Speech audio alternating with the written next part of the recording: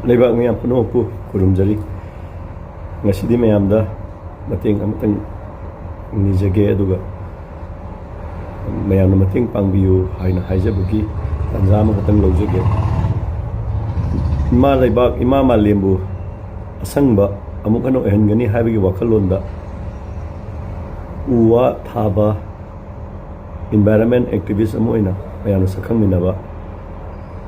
MANIKANTA MUTUM Khanghoudana Hkchang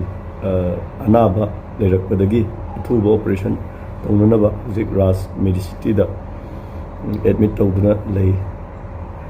Hairi now see Magi Sel Pibam Sisu Kitan Kudung Sadabana Nusibiba Amadi Miyoi Bagi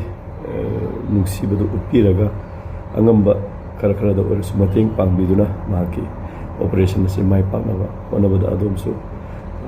Saruk Yabiyu Haidana Mayamda Kurumina Hajari